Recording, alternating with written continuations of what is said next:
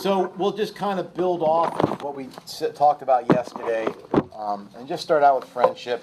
I have one slide that's just a general, if you want to say, introduction to the concept of friendship.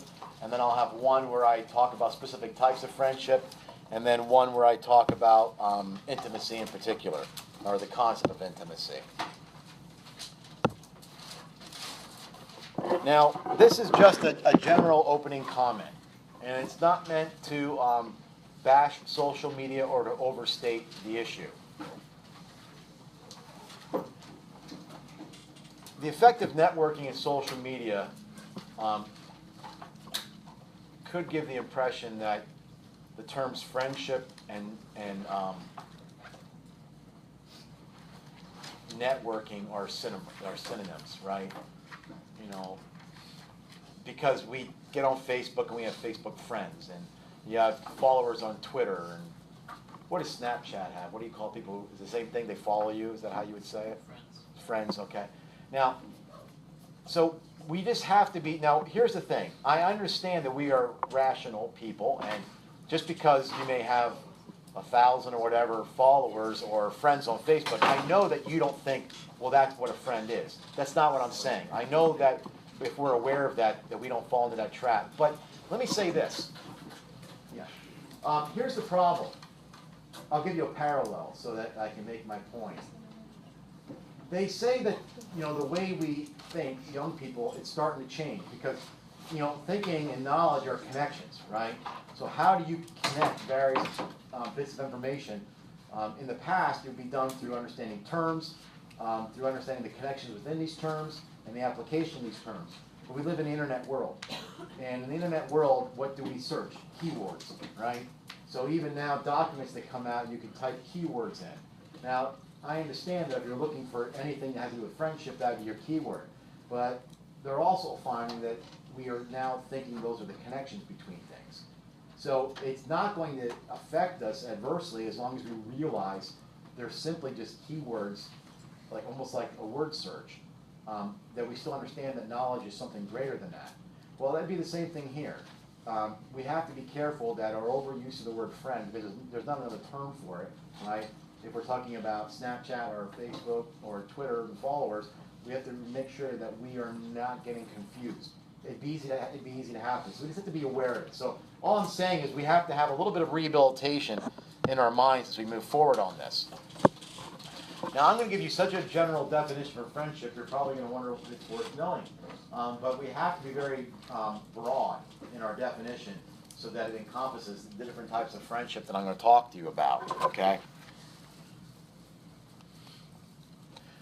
So I'll say friendship is a relationship grounded in a special concern for the other person. And I'll do better on it as we move on. So it's a relationship grounded in a special concern for another person.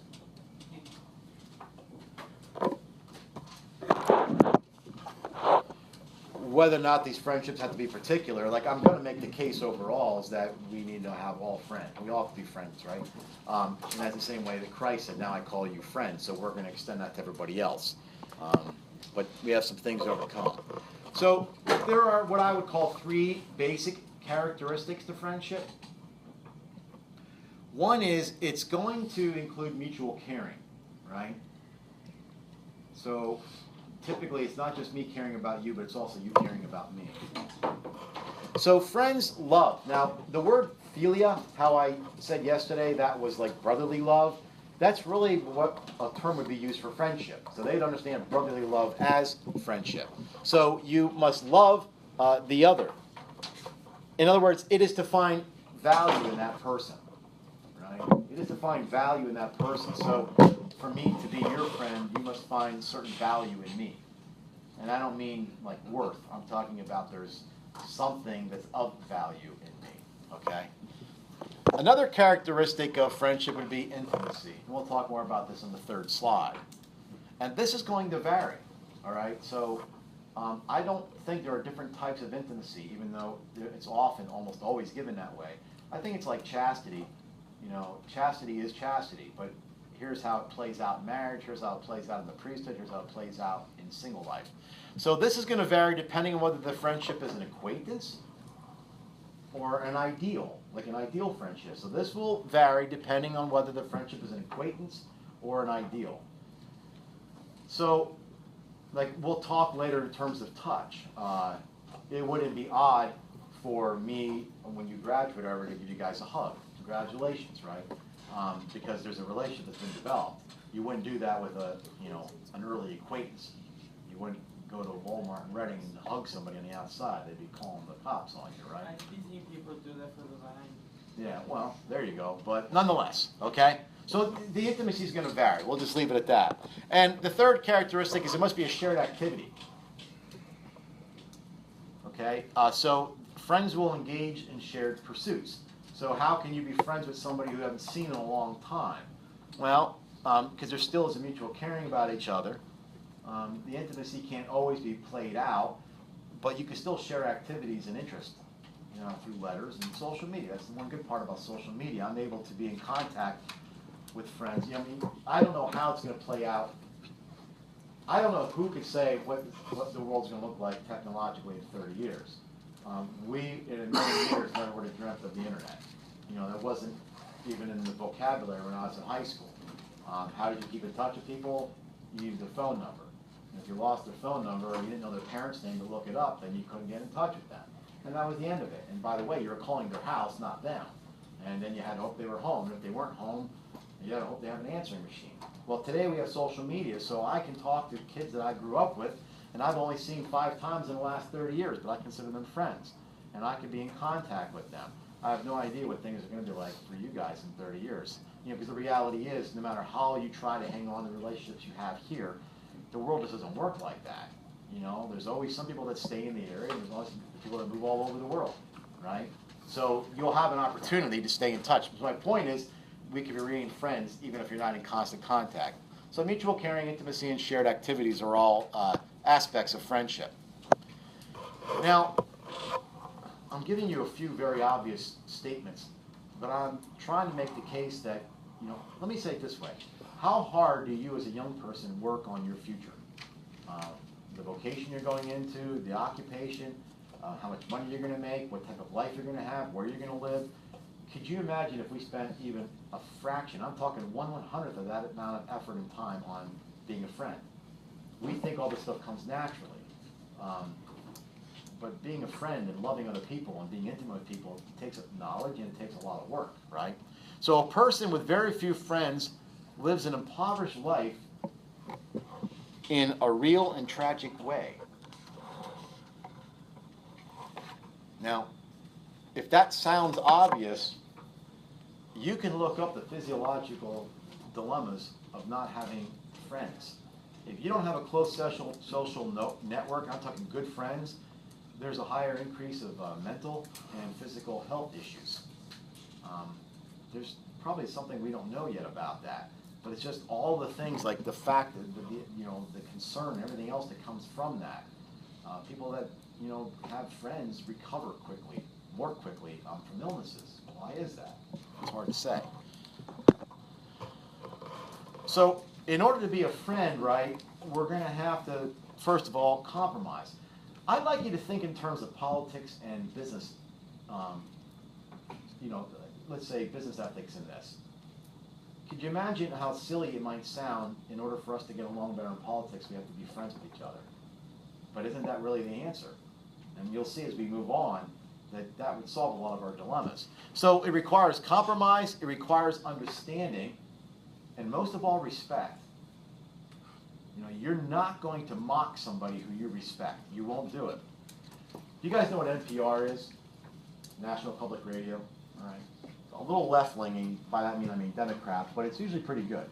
I listen to NPR coming in the morning, and there was a woman from another state who worked in the Environmental Protection Agency, and she was being interviewed and asked, what do you think of climate deniers?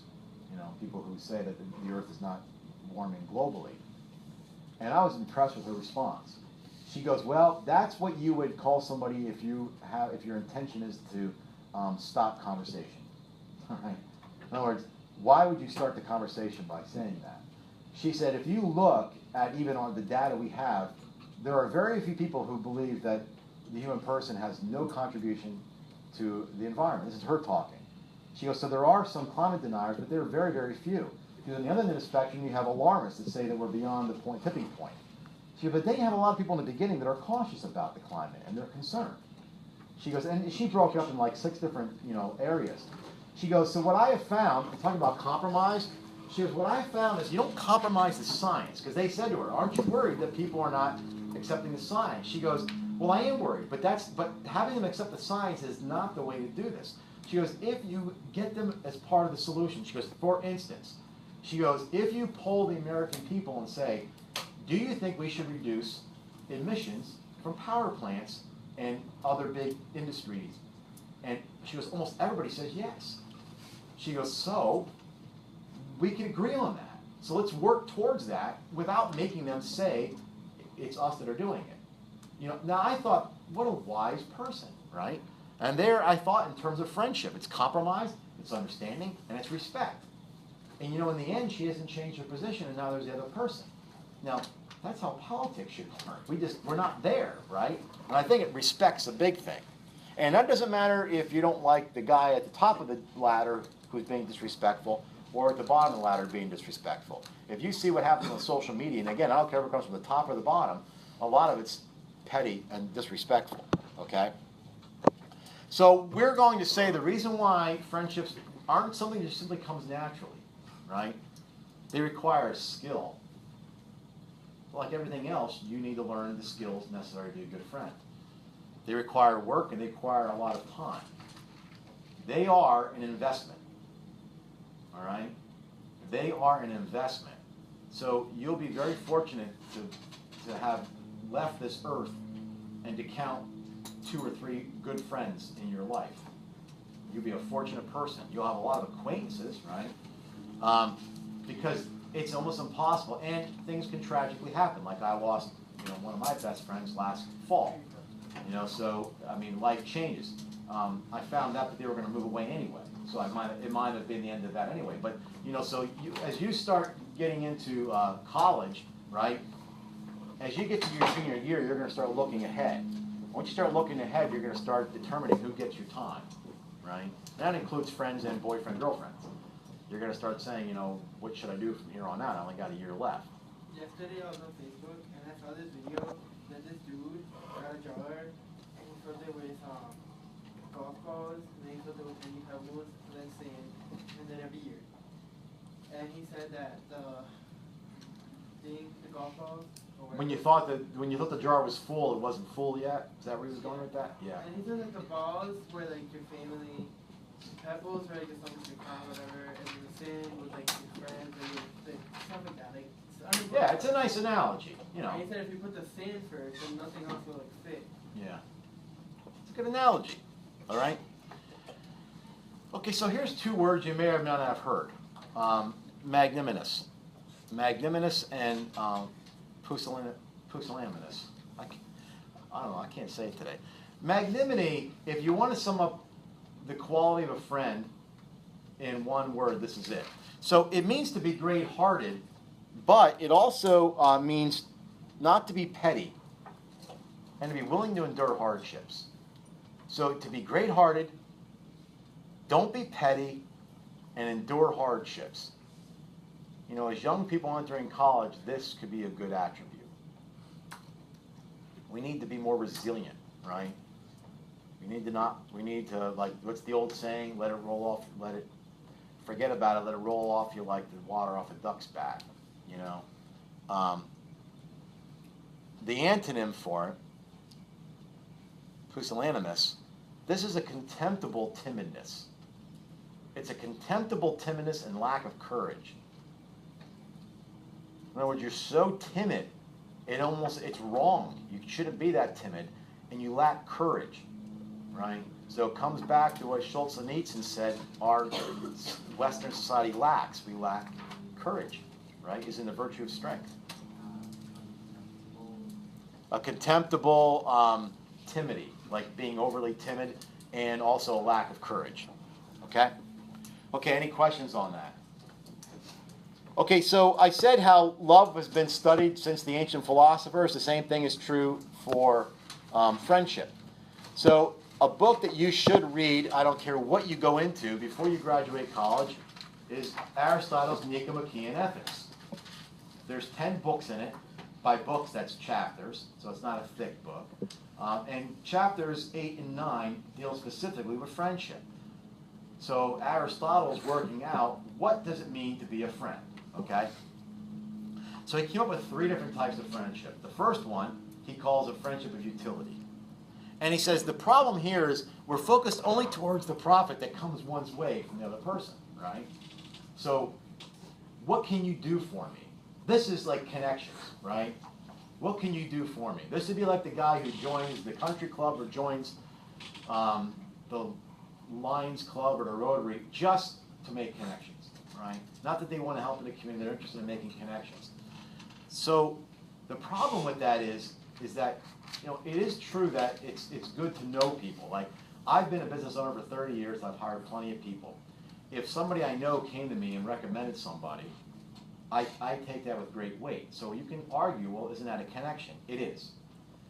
But if I found out that that individual was hanging around the person I knew just so they would have a connection to me, if I found that out, it would end the interview. I don't want that person working for me, right?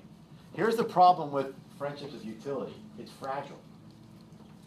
You're only going to be a friend with this person until they have an advantage for you. And the minute they no longer have an advantage to you, you're going to move on.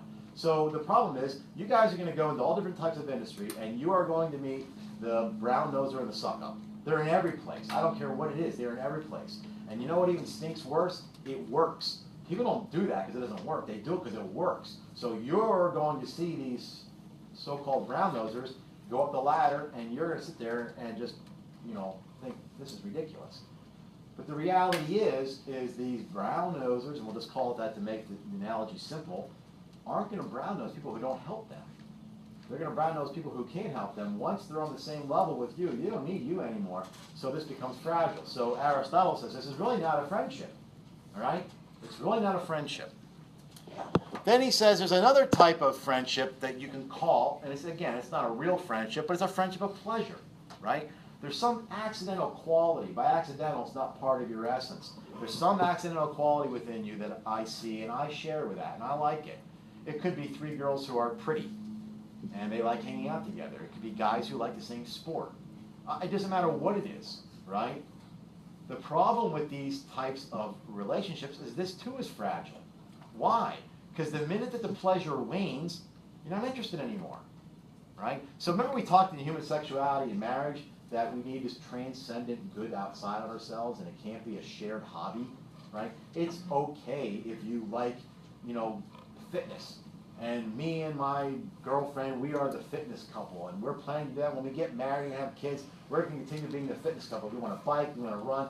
All that's nice, but that's really weak glue, all right? And remember I told you guys about the cult of health? I was thinking about this. My daughter, who's now is living with us, before she moved away, she worked at the Reading YMCA in daycare. And she goes, Dad, you wouldn't believe it. She goes, these young couples with kids come in regularly. Doesn't matter how sick the kid is, they don't miss, right? And they got all the right get-up. They got the right sneakers. They got the right outfits. She goes, and you're sitting there thinking, why are you home with this kid? And I told her, I said, that's part of the problem is that when you get so into fitness, you're not flexible, right? And everything else goes and not this. Now, what's wrong with that? Well, there's nothing wrong with being fit or eating right? But the problem is that you can't maintain that, right? So at some point in our lives, somebody's going to get hurt. The kids are going to demand more time. You're going to have another kid. You're going to get a different job. And then what happens is you'll become frustrated because you can't do what you want. Well, what brought you pleasure is going to have to change.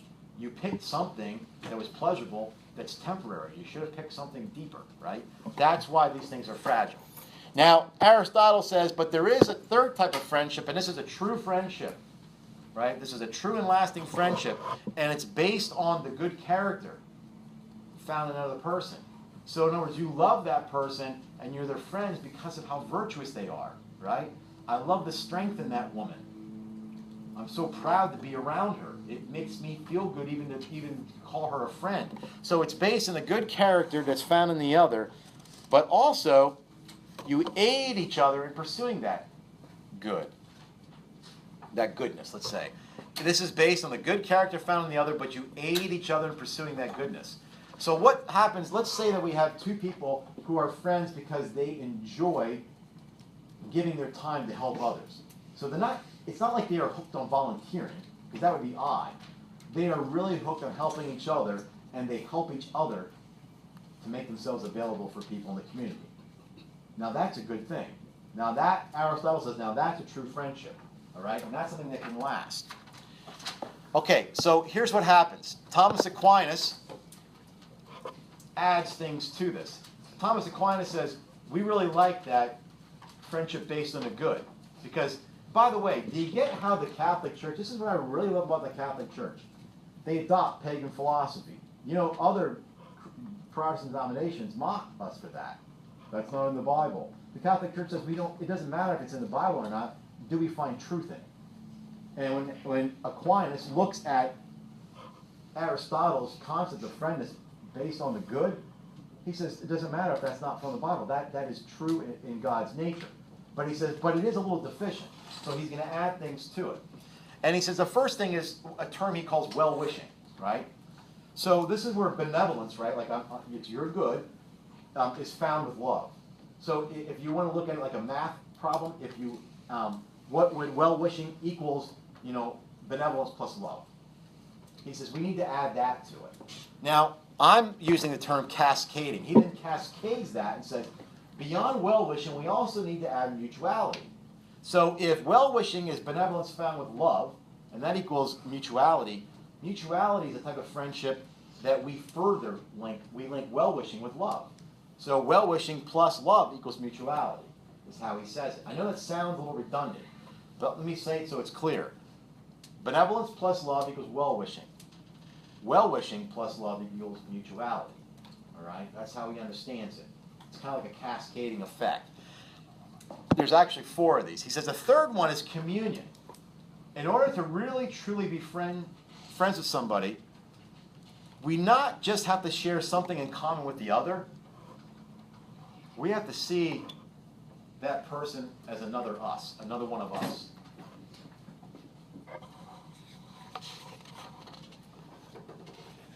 We have to see that person as another self. So this is kind of like Martin Buber's I and thou. So if I get to the point with you as a friend, I need to see you're really just another me. Of course we're different, but you're another me. All right? The last one brings it just one step further. Because, again, this is obvious, but he has a point.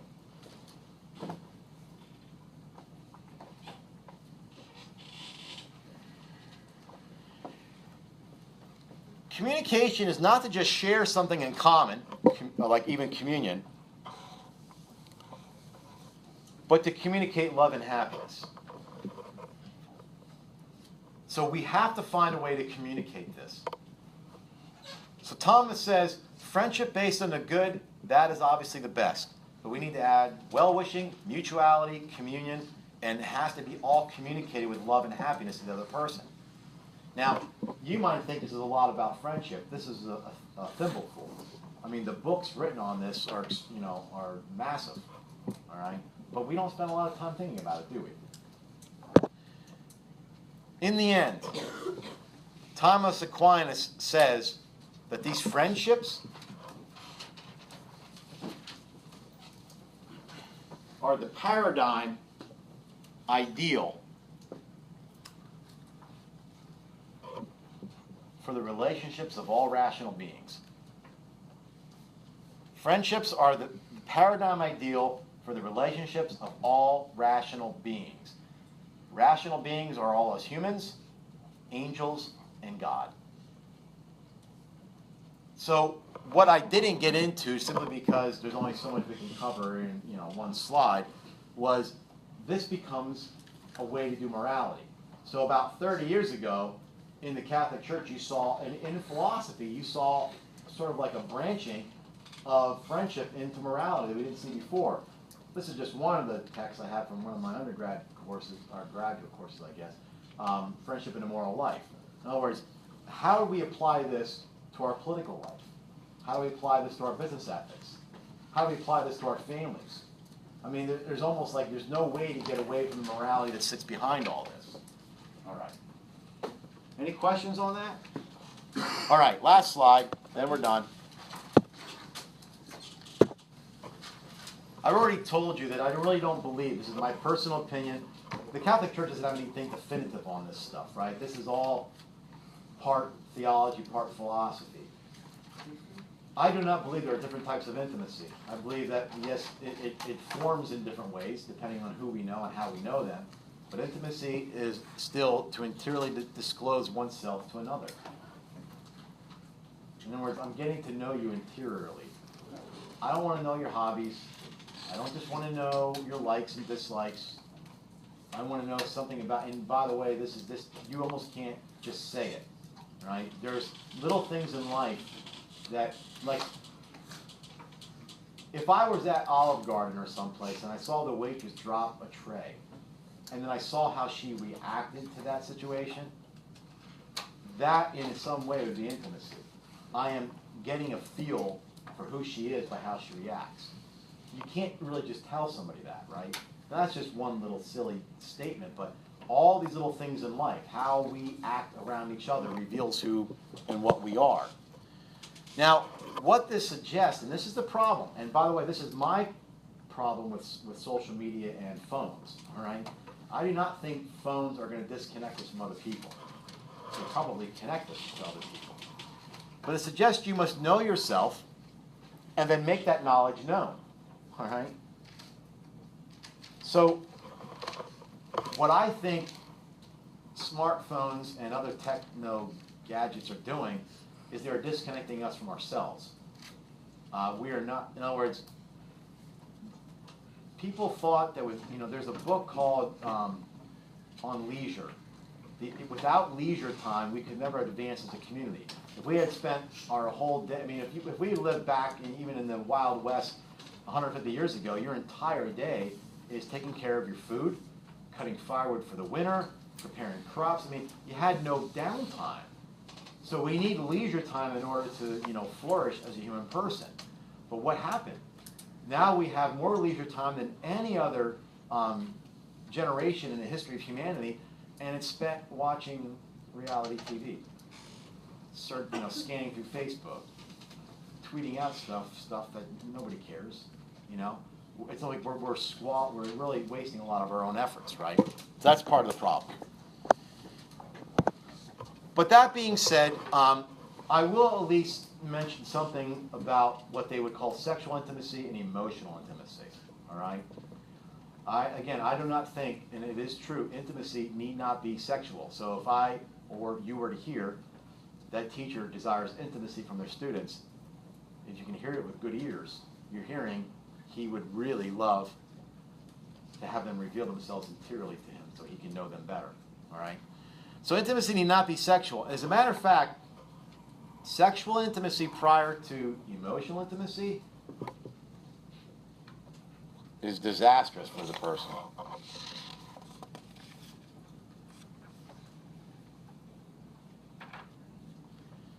And by the person, I mean your well-being, okay? So sexual intimacy prior to emotional intimacy is disastrous for a person's well-being. In other words, this is just the psychological issues with premarital sex and extramarital sex is you are putting yourself in a position where you are revealing things sexually that there's no emotional foundations for it. It doesn't matter how long you've been dating in a sense, right? And I would liken it, depending on what age group I'm talking to with human sexuality, is that, you're giving yourself intimately to somebody that has made no promise to cherish that. So and I've had over the years, it is funny how people come up and talk. And I know it sounds cliche, but a girl really did say that, I had sex with my boyfriend. I don't think it meant to him what it meant to me. And I said, I can assure you it didn't mean to him what it meant to you. You gave yourself intimately to somebody when there was no security for that bond that you were searching for. What should I do? Nothing you can do at this point. You're a beautiful young lady, you have a lot of love to give. Someday you'll meet somebody and they'll be deserving of it. Until then, don't do it again. What are you going to do right at this point? So this is what I mean by being disastrous to the individual, okay? Now, there's ethical dimensions to this, right? Because again, intimacy requires certain characteristics. And these characteristics are usually found in a very, how do you want to say, ethical individual. So there has to be communication, right? You have to be able to communicate what you interiorly know of yourself. Empathy. Empathy is not like sympathy. Sympathy is, I feel bad for you. Empathy is, I feel bad with you. All right? Communication, empathy, understanding, and compassion. Understanding, you already know, is a penetration into a certain truth. I have to understand what you're going through. The more I understand what you're going through, the more intimate I can be with you, right? So if you or I had a problem, you would start asking each other questions. And then as far as compassion, it really comes from the Latin compassio, to suffer with. All right? So you're drawing somebody in. In other words, you're letting somebody inside your circle. That's what this is. You're letting somebody inside your circle. And that brings risk, right? It brings, that's why I said this is not disconnected from friendship. Friendship is almost like a quality that protects some of this. This is why we're not, intimate. And I mean, a person who just shares all their, like we would call them oversharers, right? What's the problem with that? We have a person that doesn't have the filter. You have to know that you're putting, it's almost like giving people your passwords. You can't do that. You can't overshare because you're not with a group that has committed themselves to be your friend and wishes intimacy with you. So you don't share those things out loud, right? Now this, we just have to understand in the proper boundaries. Touch is important, right? Touch is important. To touch another is to communicate they are accepted. And we cannot underplay this. To touch another person is to communicate they are accepted. I understand that cultures differ on this, right? You grow up in an Italian culture, there's a lot of hugging going on. You probably have a lot of that too in a lot of Hispanic cultures. Not so much with like the English and such, they're a little more standoffish, right? I'm not going to try to be characteristic about every particular culture. But it means something, right? So Mother Teresa would tell her nuns, when you're in the hospital with these people that are dying, I want you to constantly touch them, constantly. Rub their heads, their arms, their legs, right? I mean, we don't even know yet physiologically what this does to us. We talked about like pheromones and the olfactory system and human sexuality, things that we pick up on with each other. We don't really know why. They surmise that a lot of the deaths in orphanages in the latter part of the 1900s and the latter part of the 1800s, and the early part of the 1900s had to do with lack of touch because that was not accepted. The children are put into those areas and left alone. We also know that touch can heal. That's how that happens, we don't know. And it doesn't like heal everything. If somebody has cancer, just touching doesn't heal. But why do people recover better when they can be touched? What does it change? Like I was out to dinner with this guy, right? We were just talking, he's an academic. We were going on and on. I started telling him about my wife. I started talking about my wife. I was telling her about certain things she goes through. He reached across and grabbed my forearm and said, "You poor guy." Okay, now forget about the whole circumstance. But what was he doing at that moment? First of all, that was communication. First of all, he was telling me that he's empathetic. He was telling me there was compassion, and he was also saying, I understand. And he didn't use any of those words. This is why touch is important, right? Again, it has boundaries. So if we were to say, well, I really would like to be better at developing intimacy with other people, how do I go about that? All right? I mean, this is not self-help. I'm not a self-help person. I don't like self-help books. But on some level, we do need a way to get to our goals. First of all, one needs to be an active listener, right? So if somebody comes to me with a problem or I come to you with a problem, I need you just to listen, right? Now, women get this quicker than guys because guys are problem solvers. When my wife would come to me, I'm figuring she wants an answer. She doesn't usually want an answer. She just wants me to listen, right? So we need to be active listeners. But that way you're also going to know how to respond. We talked about this in our journals. It involves sincerity, okay? There's no time for sarcasm in intimacy. It is true that some people who do not feel comfortable, they tend to joke. because that's their outlet, you're gonna have to get over that. That's a maturity issue. When a person comes to you, they're looking for sincerity. So in other words, if you're gonna reveal yourself to me, I wanna make sure it's you, okay? The other thing is physical touch, of course it should be appropriate, but it also must be accepting. So the physical touch must in some way show I accept you. I'm letting you into my circle, all right? And finally, intimacy requires shared time, right? I mean, you're not going to reveal yourself to somebody that you have not spent a lot of time with. There's a proving ground that goes on, right? And you are literally checking all these things out. In the end, if you feel comfortable, you'll share. Any questions? All right.